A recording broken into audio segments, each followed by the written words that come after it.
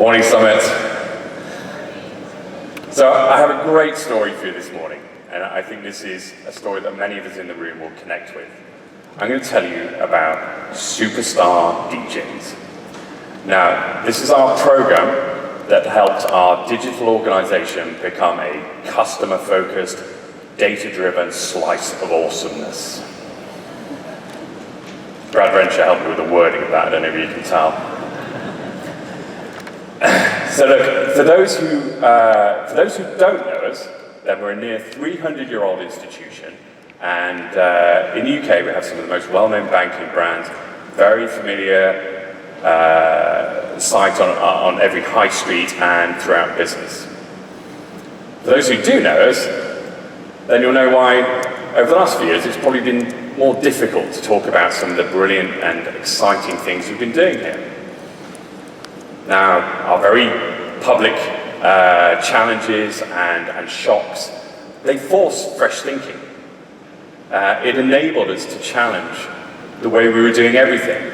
And I think digitally, and as a whole team, we did just that. So look, before I tell you about the program, I need to, for a little bit of context, I'll tell you about how we used to manage our digital experience. And you look like a friendly bunch, so I feel we can be quite open here. I mean, we can share. Actually, technically, quite a lot of you in this room are actually shareholders, aren't you? So let's be candid, shall we? We were terrible. Some people say that we were never like this. However, we absolutely were. We just used to do stuff. So we would light up a new digital experience. So this could be a new saving section or a new mortgage calculator tool. And we would just put it live and go, ta-da, that's made it better. Because clever people, men with beards and trousers that were a little bit too short, had told us so. Had it? Had it really worked? Well, in truth, we had really no idea. And I think we were probably too emotionally invested in all these big changes we were making because of the time and the money and the complexity of doing stuff. We didn't really measure anything because could we really stand for it to do worse? I think our currency of success was wrong. Our currency of success was an email from the big boss going, which would normally arrive 10 seconds after we launched stuff saying, congratulations guys, this has taken us towards our strategic objectives. Had it? Well, in truth, we had no idea. We didn't really measure something. And remember, there is a rule of digitization. Is anyone familiar with the rule? So we actually stole this from Adobe, but it's absolutely true. 80% of all the things you do online don't work in the way that you think they would. So we were probably making it worse, as well as better. Right, so where was data in all this? Any proud analysts in the room? A few. So the business insisted that it needed these things. So these are reports that would happen on a daily, weekly, whatever basis. And if we were absolutely honest, we never used to think that the business was reading this or doing anything as a result. So stuff started to go in. Now, they often say analytics is about finding meaningful patterns within the data. I challenge you now. Can anyone see a meaningful pattern in that? Early morning, I know, come on. I'm going to make it a little bit easier. What about now? Anybody? Beatles tracks. Should have seen Michael Jackson week. You couldn't beat it. Oh, come on, work with me. Right, so look. Clearly, we needed a new vision here, and data was a sideshow. We were just launching stuff, and we didn't really know whether it worked or not. It was all about gut feel and instinct. So we need a new vision, and our new vision was this: we're going to become superstar DJs, Scottish superstar DJs. Maybe without the kind of massive bank balance and slightly weird thing with Taylor Swift. So why DJ? We love DJs. DJs are amazing. So these superstar DJs, they know that they experiment with content. In their case, it's music, and they experiment the whole time. They push stuff out and they're connected with their audience. So they'll put it out and then they'll see within seconds, milliseconds, if it's not right, they pull it back and they remix it and they put it out again. So they're always experimenting. They're very cognitive of audiences as well. They know that the Tokyo crowd, very different from the London crowd. The London crowd, very different from the Miami crowd. So, and they would constantly reinvent. So you would never dare turn up and do a beta with the same set list as last year. But more importantly, and with DJs, they do it all themselves, all the equipment they control. So you would never put something out, clear the floor, and then say, oh, I'll send an email to someone to remove that track in 6 months. So we love all the capabilities without the kind of dubious morals and the drug taking. But all that sort of stuff we want to be a part of our team. So that's the vision. How do we do it? Well, it was a number of steps. Step one was about how we organized ourselves. This was about, we realized that people come to us, we're a bank, people come to us to do stuff. Now this could be that they wish to open a new savings account, or get a credit card from us, or start a regular payment, or do something like that. So it's a small journey, and these are lots of small journeys. So we organized ourselves into journey managers. And this would be, so someone would look after the customer as they came to the site and did all the bits, landed from marketing, did perhaps research and consideration, used some tools to see if it's the right product, all the way through to application and fulfillment. It's a journey. So someone would manage it end to end. So in order to do that, we needed to then give them the management of it. So needed a CMS. We got Adobe AEM. This allowed all our people to actually control the journeys that they were managing. Right, what next? Well, we then needed to give them the view of what was happening. We needed to provide this view of the data so we could see the end-to-end journeys.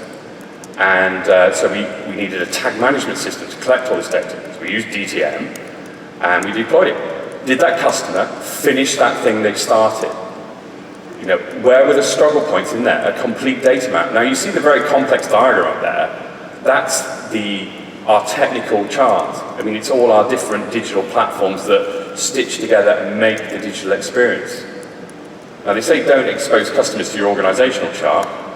Don't expose it to your tech chart. So we provide that seamless view of the journey with the data. So you can see what's going on. Right, so what's next? This, I believe, most important thing that we did, most powerful thing, democratize the data. So this is about, we created, using Adobe Analytics dashboarding, we created more than 110 different dashboards. A flash dash for quick top view, a dive dash for more in-depth view. So all the journey managers had their own personalized dashboard telling them what was going on. Where were customers struggling? Could you see fallout as step 3 in that 4-step process? So this brought us on to the next thing, which is like, what did they do with it? Well, begin to optimize.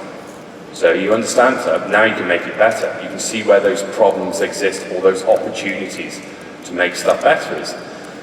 And then this led us to the next challenge, which is about optimization. And this is something that we've, when we've spoken to companies before, it becomes a problem. Doing data-driven optimization is tricky, all this A/B, MVT testing. Who does it? And talk quickly turns now to let's have a prioritization queue, let's go after the biggest things first. And you start doing little patches of work rather than a full-scale program. So it's a dynamic. So who exactly should do this? Who in the digital team, who in the wider team, should become these data-driven optimization specialists? So, like all good digital people, we turn to Gary Oldman. I told you. Benny,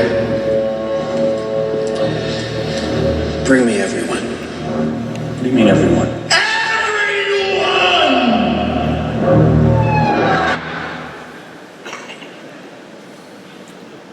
Many of my team are here and they will attest that's an exact recreation of that meeting where we decided that.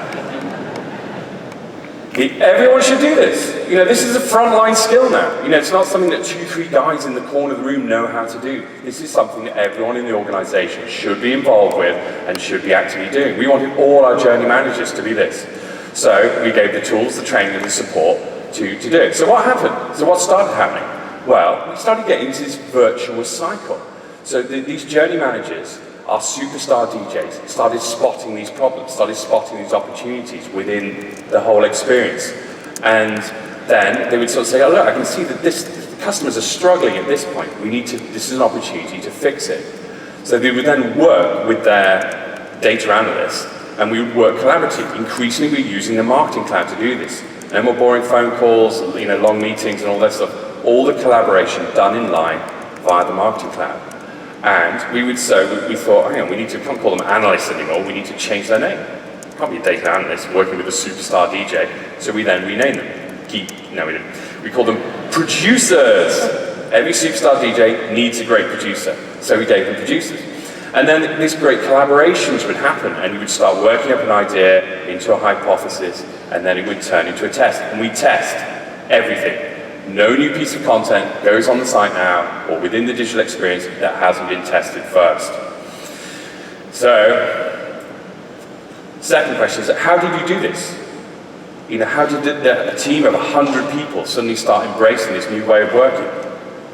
Well, the answer is, we made it fun. Right, I know. Analytics, and I'm a banker. It doesn't get more fun than that, right? But no, we made it fun. We used every kind of corny music pun that we could get our hands on. We stayed really, really close to the Superstar DJ theme. We had weekly charts with the journey managers were competing against each other like billboard charts, diamond earrings, every dodgy music pun. It was fun, and we enjoyed it. And people said, well, how did you get people to do this? Was it a struggle? We weren't forcing this behavior. We were enabling it. These guys smashed it and wanted to be working at this sort of level. Right, let me show you something else. So we'll do a test, right? Test is, this is what we're doing. This is our site, and this is what would be happening in the mobile app at the time. So we can see that we don't really know what someone's looking at now, they're just looking at the site. But look, this customer is now starting to look at our reward account. Great account where you can earn money back from your spending. Bank, giving you money. Stay with me, okay? Now look what happens then. Meanwhile, in the app that we've got, suddenly we recognize that this customer is interested in this account, and then we change the message that's displayed to them within the app. Ooh, tough crowd. Sorry, did I just say real-time cross-device stitching of experience? Yeah? Better. Right. Barclays, if you want to know how to do this, maybe we'll talk to you after the show. Sorry. Anyway, we're talking about testing, so we want to know, the test is it better, we want to test, let's say you've lost out on £10 rewards, or potentially gained £10. So I've got a couple of quick questions for you. Who did this test? The test itself is interesting. More interesting, who did it? Was it only this lot? These were the journey managers. You'll see them in the crowd, perhaps. No, it wasn't any of this lot. Was it this lot? No. This is our bank exco. C-suite, director, whatever you want to call them. The guys who lead the bank. 80% of our bank exco have logged into Adobe Marketing Cloud, configured the test, and put it live.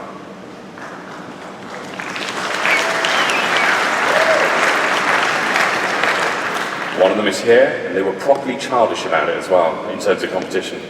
Anyway, so it wasn't any of those. Actually, it was this guy. Well, this guy's head superimposed on the body. He's works for the analytics team. He's actually Dr. John Young, a professor, and he lectures at Glasgow University on behavioural economics. He did the lecture. The journey manager thought, this is a great idea. Lecture on the Thursday, live on the Tuesday. Right, so anyway, let's talk about numbers.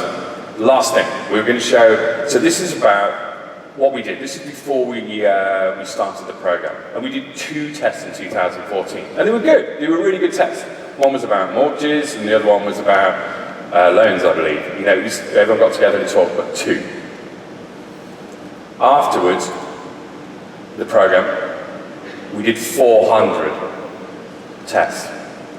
We're a bank, fully compliant, no incident, 400 tests. And we didn't just do it by hiring loads and loads more analysts. We enabled the team that were doing it to work much better. So those are the numbers, and the last thing I want to show, and we're really proud of this, because this enabled us to, this capability layer that we created, enabled us to go out to the wider organization. So I'm going to play a short video, 1 minute 40, which then shows how we went to the front line, our telephony front line, and we said to them, where do you speak to our customers every day? Where do they struggle? And then they call you. And then you can go and fix it. We'll play the video.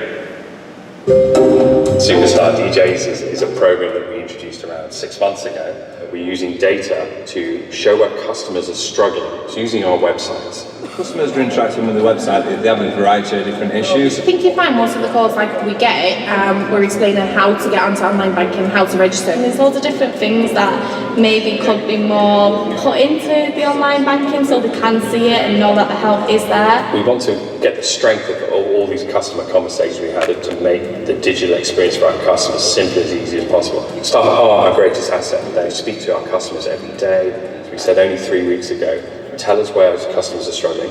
We'll analyse it, find the biggest ones we should be going after first, and then we're coming back and you're going to do the task. You can see that when people were submitting these ideas, they're very excited about it. So we're here today sat with the agents that submitted the original ideas, and they're actually making the changes themselves. So they're changing the website. We're going to capture those customers that are new to banking and show you how easy it is to do it. Yeah? Take mouse, it's all yours. So this one's actually currently looking at whether people talk about bank accounts or current accounts. So what Brett's going to do here is actually physically change this button that we've created for him earlier. So paste that into this section of the site and save that. And so we push that to live. This is it, active. So Brett has now physically changed the NatWest website for all those thousands of customers. So if it goes wrong, it's your fault, but it's in good If we're very confident in the changes that we're doing because we're listening to our customers, they will see that we are actually making those changes. Which is great for us and it's great for our customers as well.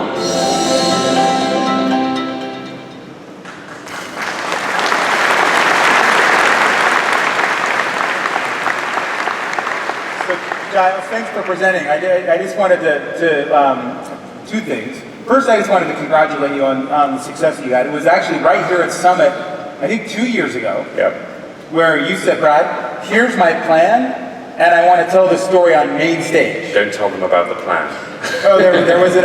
But the more important question I have is, how does the manager of one of the coolest sounding groups that's out there, superstar DJ, still go by the title of head of analytics? I mean, you're up here with red pants, and you go by head of analytics. We need to remix something. I'm thinking something like DJ Jazzy Giles or the Ambassador Sick Beats, something. Remember my team, quite a lot of my team and colleagues are in the audience, and they have some other titles that they call me. Well, let's help Giles here at Summit. Let's tweet to him. Please. You tell him what his new title should be. We got a lot of creative people here, Giles. Thank you. Pleasure. Give him a round of applause.